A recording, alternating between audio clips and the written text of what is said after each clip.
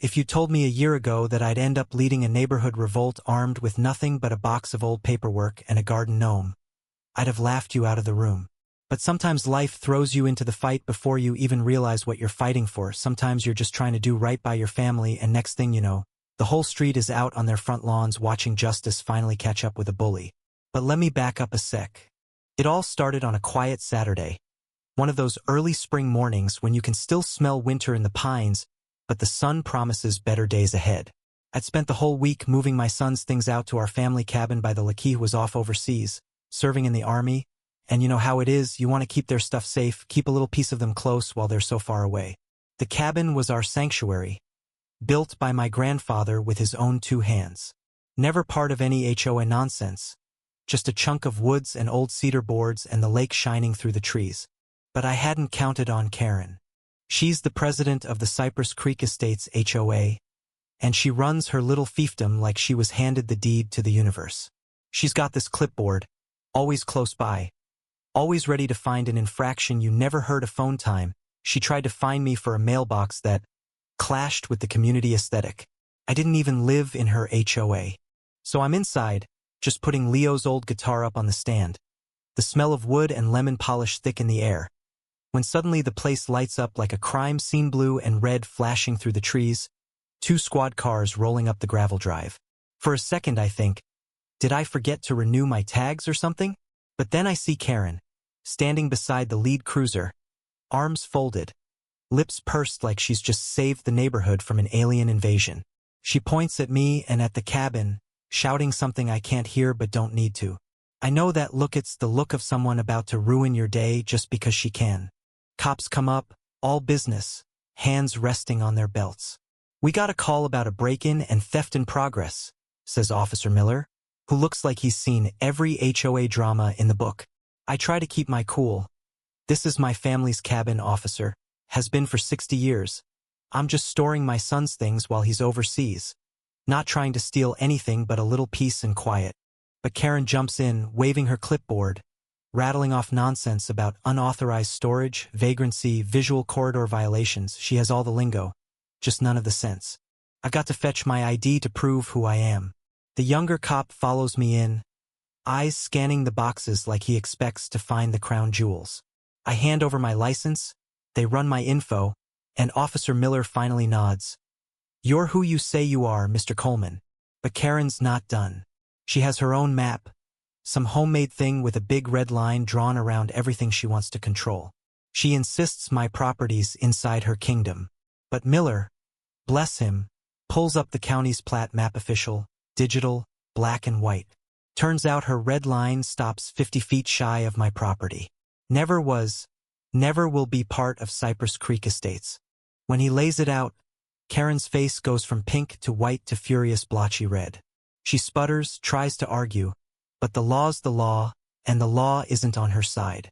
For a minute I think that's it. Cops apologize, the cruisers drive off, and Karen stands there humiliated. But the next morning, there's a letter under my windshield. A $500 fine for unauthorized storage, another $100 for trespassing on HOA common land. She's not backing down, she's doubling down, lashing out any way she can. That's when Grant, my neighbor retired mailman, local legend, owns more garden gnomes than sense wanders over with a couple root beers.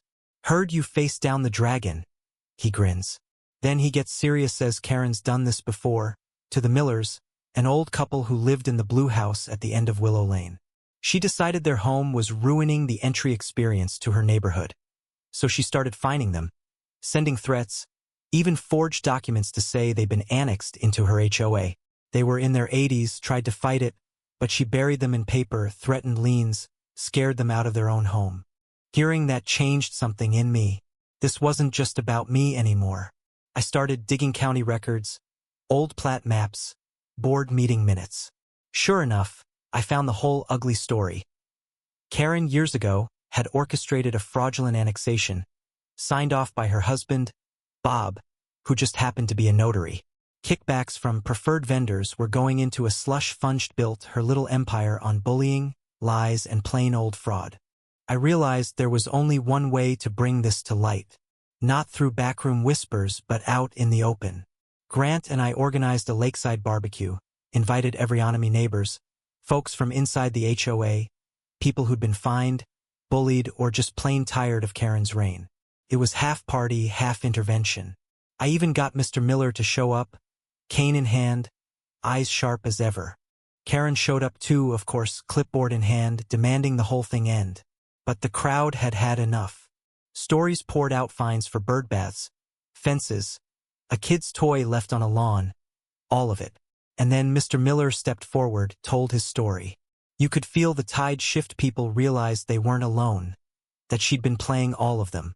That night, going through the evidence, I found the smoking Guna ledger in Karen's own handwriting, documenting every shady payment, every kickback, every fine turned into profit.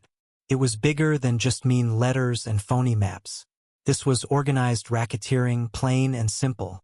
I was ready to hand it all over to the state attorney general. But before I could, Bob showed up at my door, tried to reason with me, then threatened me, then flat out tried to take the evidence by force.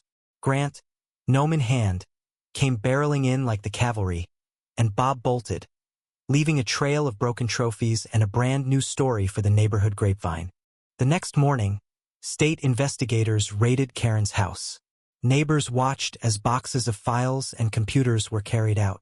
Karen and Bob left in unmarked cars, their faces blank with shock and rage. The case unraveled from there. The court dissolved the HOA, restored stolen land, paid restitution to every wronged family, and the Millers, at long last, got to come home. In the end, peace returned to the lake. I sat on the porch with Sarah, letter from Leo in hand, knowing I'd kept my promise to my Santo, protect what mattered. You know what I mean? I'd stood up not just for my own family, but for a whole neighborhood too scared to speak. Thing is, standing up to a bully never feels easy, but the cost of letting them win is always higher. I look around now and see folks talking to each other again, laughing, not looking over their shoulders. That's worth every bit of trouble.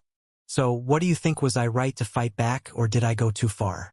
Drop your thoughts below, and tell me where you stand on the line between justice and revenge, because sometimes the only way to keep your peace is to fight like hell for it.